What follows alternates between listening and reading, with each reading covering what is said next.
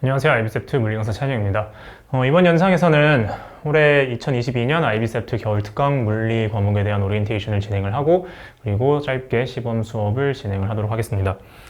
자, 먼저 저에 대한 소개를 간단하게 하자면요. 저는 먼저 카이스트에서 기계공학을 전공을 했고 그리고 이제 보시다시피 이제 거의 한 10년 가까이 여러 학원에서 수학 그리고 과학 과목 티칭을 했고요.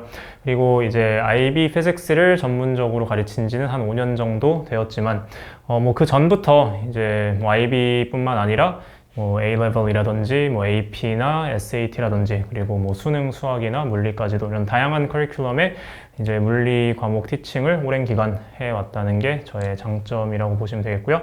현재는 이제 IBCEPT에서 물리 전임 강사를 맡고 있습니다. 네, 먼저 이제 이번 겨울 특강 때 진행할 IB Year 1 SL 반부터 수업 진도를 설명을 드릴 건데요. 기본적으로 이제 이 수업을 듣는 학생들은 학교에서 1단원 그리고 2단원 그리고 이제 보통 요즘에는 대부분 학교들이 이제 2단원에 붙여서 바로 6단원을 먼저 배우는 학교들이 많죠. 그래서 이제 6단원 배웠고 그리고 이제 3단원까지 이렇게 4개의 단원을 배운 상태라는 전제로 이제 4단원부터 진도를 나갈 거고요. 보시면 이제 크게 4단원, 5단원 이렇게 2단원 진도를 나간다고 보시면 되는데 2단원밖에 안 해라고 생각할 수 있지만 이제 아시다시피 SL 물리 같은 경우는 코어 토픽이 총 8개 토픽이기 때문에 이제 한 단원 분량이 다른 과학 과목에 비해서 조금 더 크다라고 보실 수도 있고 특히 이제 4단원과 5단원이 SL 8단원 중에서 2단원과 더불어 좀 난이도도 있고 그리고 분량이 좀 큰 단원이다 보니까 문제풀이 같은 거를 좀 충분히 해보기 위해서 넉넉하게 시간을 이렇게 짰다고 보시면 되고요.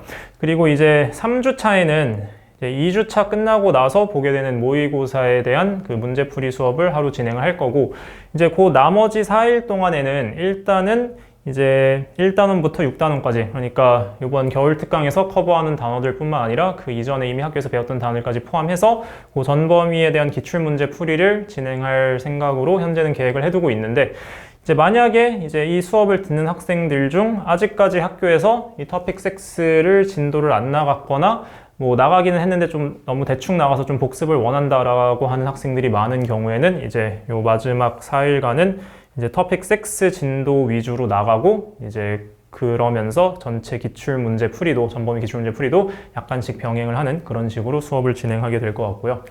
그리고 이제 IB Year 1 HL반 같은 경우는 기본적으로는 똑같이 4단원이랑 5단원 진도를 나갈 건데 이제 추가적으로 4단원 Waves에서 연결되는 HL만 하는 단원인 9단원 Wave Phenomena 단원을 이제 4단원에 이어서 배우고 난 다음에 이제 3주차에 Topic 5 Electricity and Magnetism 진도를 나갈 계획입니다. 기본적으로 HL반은 나가야 할 그런 단원들 개수가 좀 많기 때문에 따로 Year 1부터 전체 전범위 기출문제 풀이를 한다거나 그러기보다는 이제 좀 진도 위주로 빼는 그런 반이고요. 자, 그 다음 IB Year 2 SL반 같은 경우는 크게 여기도 이제 2단원, 7단원, 8단원 이렇게 나갈 거예요.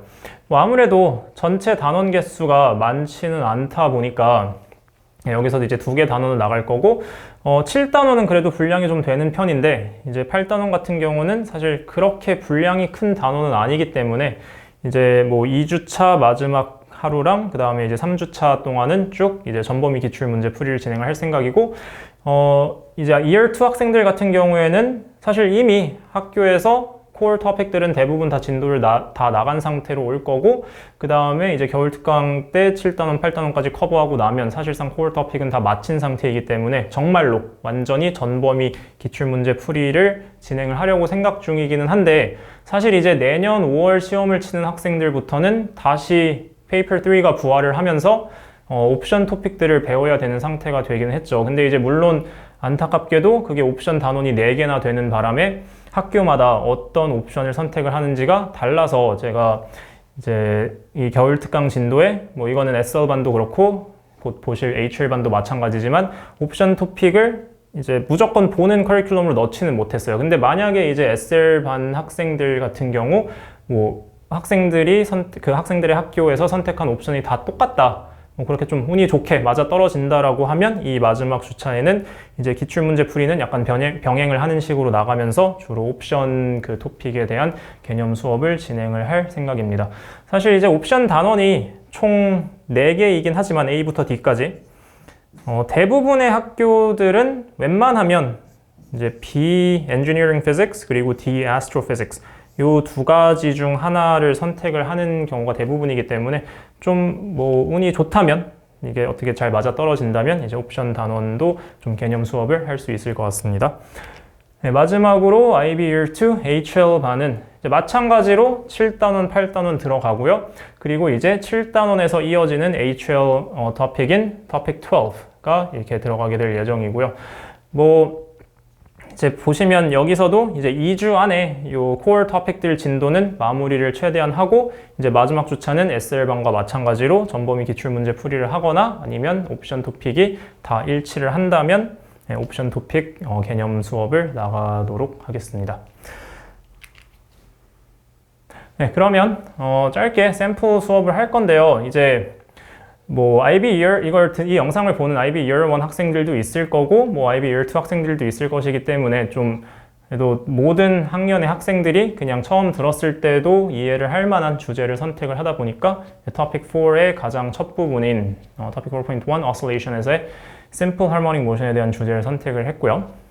자, 그럼 먼저 이제 Simple Harmonic Motion이 뭔지를 좀 설명을 해보면 이제 Simple Harmonic Motion을 그냥 이게 Oscillation이다 라고 생각하는 학생들이 좀 있는데 사실 Simple Harmonic Motion이 무조건 Oscillation인 건 아니죠. 이게 다시 얘기하면 모든 Oscillation이 Simple Harmonic Motion인 건 아니고 Simple Harmonic Motion은 다양한 Oscillation들 중에서 어떤 특별한 케이스를 우리가 Simple Harmonic Motion이라고 부르는데 그럼 먼저 이제 Oscillation이 뭔지부터 생각을 해보면 Oscillation이라는 거는 Periodic Motion이라고 할 수 있어요. 그러니까 뭔가 똑같은 모션이 계속해서 반복되는 거. 이제 대표적으로 펜듈럼 같은 게 있죠. 펜듈럼 같은 경우 줄에다가 어떤 물체를 매달아서 흔들면 얘가 왔다 갔다 계속해서 똑같은 모션이 반복되는 왔다 갔다 하는 모션을 저희가 oscillation이라고 부르는데 이제 그 중에 어떤 특별한 조건을 만족하는 애들만 따로 묶어서 simple harmonic motion이라고 표현을 하고요. 이때 그 특별한 조건이라는 게 뭐냐?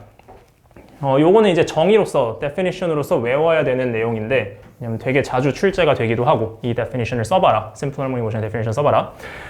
The simple harmonic motion은 어떤 모션이냐면, the restoring force and the acceleration is directly proportional to the displacement and in the opposite direction towards the equilibrium point라고 되어 있죠. 근데 이게 무슨 의미인지를 이제 가장 대표적인 simple harmonic motion인 spring mass system을 기준으로 좀 설명을 드려보자면, 자, 이게 지금 어떤 상황이냐면 벽에다가 스프링을 달아놓고 그 스프링 끝에다가 하나의 이제 마스를 가지고 있는 물체를 매달아 놓은 상태고요. 이제 제가 지금 여기 중간 위치에다가 점선을 그려놓은 이 위치가 저희가 equilibrium이라고 부르는 위치예요. equilibrium이라는 게 뭐죠? 토픽 2에서 저희가 translational equilibrium을 봤지만 equilibrium이라는 단어 뜻 자체는 balanced 되어 있다. 균형이 맞는 상태다라는 얘기고 특히 translational equilibrium의 뜻은 이제 뭐가 균형이 맞냐? 앞으로 당기는 포스와 뒤로 당기는 포스의 균형이 맞다. 결과적으로 net force가 0인 상태다라는 거를 저희가 equilibrium이라고 표현을 하죠. 여기서도 마찬가지예요.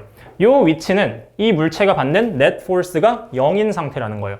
즉 스프링의 원래 길이인 상태이기 때문에 스프링이 얘를 뭐 당기고 있지도 않고 밀고 있지도 않은 그냥 얘가 받는 force가 그냥 0이다 라고 볼 수 있는 위치를 equilibrium을 하는데 저희가 이 스프링에 연결된 이 물체를 오른쪽으로 조금 당겼다고 생각을 해볼게요. 오른쪽으로 조금 당긴 이 위치에서는 더 이상 equilibrium이 아니죠. 왜냐하면 스프링이 얘를 왼쪽으로 당기고 있을 테니까. 그럼 이제 이렇게 스프링이 얘를 왼쪽으로 당기는 포스의 방향을 보면 이게 어느 방향이죠? 다시 equilibrium으로 돌아가려는 방향. 반대로 이 물체를 왼쪽으로 밀었어. 그러면 이때는 스프링이 얘를 오른쪽으로 밀어요. 그럼 이것도 뭐죠? 다시 equilibrium으로 돌아오려는 force. 그래서 이 스프링에다가 매단 물체는 항상 다시 equilibrium으로 얘를 돌려보내려는 방향의 force를 받게 되죠. 그래서 저희가 이런 force를 뭐라고 부르냐면 restoring force라고 불러요. 다시 equilibrium을 restore 하려고 하는 force. 근데 이제 스프링 같은 경우 이 restoring force의 magnitude는 어떠죠? 지금 방향은 항상 equilibrium을 향하는 방향인데 그 magnitude를 생각해보면 이 물체의 위치가 equilibrium에서 멀어지면 멀어질수록 다시 돌아가려는 힘의 크기가 커지죠. 왜냐하면 토픽 2에서 봤듯이 Hooke's law에 따라서 spring force 또는 restoring force는 displacement에 비례하기 때문에. 그럼 여기서 말하는 displacement는 뭐? 바로 equilibrium에서부터의 거리. 근데 이제 단순히 displacement가 커질수록 restoring force도 커진다의 개념이 아니라 뭐죠? restoring force가 displacement에 directly proportional하다. 그러니까 이 거리가 1배, 2배, 3배 될 때마다 restoring force도 1배, 2배, 3배 늘어난다는 거예요. 그러니까 뭐 요 거리보다 요 거리가 2배다. 그러면 돌아가려는 힘도 2배의 크기를 가지게 된다는 거죠. 그래서 이제 이런 조건을 만족한다면 꼭 spring mass system 이런 상황이 아니라 또 다른 어떤 상황이라고 하더라도 그 상황에서도 어떤 물체를 equilibrium으로 되돌려 보내려는 힘이 작용을 하고 그 다음에 또한 그 힘의 크기가 equilibrium에서부터 떨어진 거리에 directly proportional한 그런 relationship이라면 저희가 그 물체는 simple harmonic motion을 한다라고 얘기할 수 있다는 거죠. 그래서 다시 한번 정의를 보면 the restoring force 라고 되어 있고 그 다음에 and the acceleration이라고도 써놨는데 이게 무슨 얘기냐? 제가 얘를 여기까지 당겼다가 딱 놓으면 이제 제가 얘를 오른쪽으로 당기는 힘이 없어졌으니까 그럼 그때부터는 얘한테 restoring force만 작용을 하겠죠. 그럼 얘한테 작용하는 그 net force가 restoring force야. 그러면 net force는 ma라는 뉴턴 second law에 따라서 얘한테는 왼쪽 방향의 acceleration이 작용을 하게 될 것이고 그러면 여기서 정지한 상태에서 출발을 해서 왼쪽으로 이동을 하는데 점점 빨라지면서 이동을 하겠죠. 근데 이제 그때의 acceleration은 얘가 받고 있는 그 restoring force에 비례하기 때문에 만약에 이 restoring force가 displacement에 directly proportional 하다면 그 restoring force에 비례하는 acceleration 역시 이 displacement에 비례한다라는 거고 그래서 이제 restoring force가 displacement에 비례한다, directly proportional 하다라고 써줘도 되고 또는 acceleration이 directly proportional to the displacement라고 써줘도 돼요. 어차피 같은 얘기니까. 그 다음에 이제 요게 이제 크기에 대한 내용이고 그 두 번째 부분은 and in the opposite direction. 그럼 여기서 말하는 opposite direction이 뭐냐? displacement의 opposite direction이라고. 그래서 displacement가 오른쪽이면 즉 equilibrium보다 오른쪽에 위치해 있을 때는 얘가 받는 force랑 그로 인한 acceleration이 왼쪽이라는 거고 얘의 현재 위치가 equilibrium보다 왼쪽에 있을 때는 얘가 받는 restoring force 또한 그로 인한 acceleration이 그 반대 방향인 오른쪽이 된다는 거죠. 근데 이제 그래서 그거를 그 방향을 우리가 displacement의 반대 방향이다 라고 표현을 할 수도 있고 또한 그거는 무슨 얘기예요?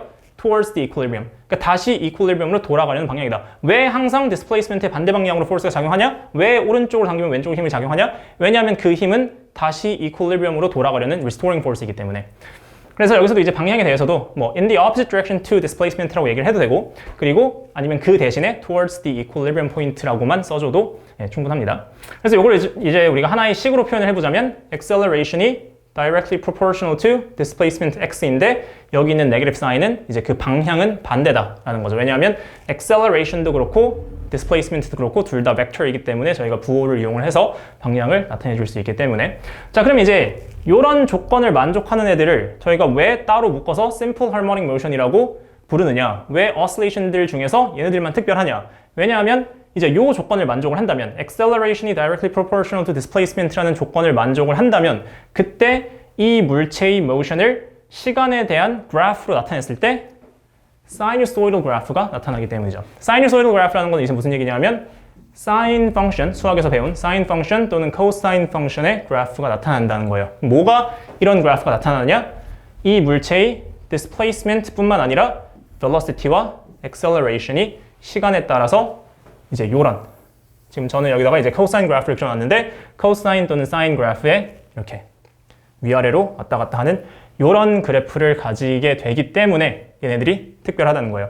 그러니까 이제 oscillation이면 다 이런 그래프 가지는 거 아니냐라고 말씀하실 수도 있는데 사실 oscillation은 어떤 모션이 계속해서 반복되기만 하면 oscillation인 거기 때문에 꼭 이 형태로 반복되는 게 아니라 뭐 이 형태로 반복이 되는 걸 수도 있고 뭐 이 형태로도 반복이 될 수 있겠죠. 이것도 다 반복이니까. 근데 이제 이런 애들은 저희가 simple harmonic motion이라고 부르지 않고 이렇게 완벽한 sine 그래프가 또는 cosine 그래프가 나오는 애들만 simple harmonic motion이라고 부르는 거고 그러면 그런 그래프가 나타나기 위한 조건이 바로 이거라는 거예요.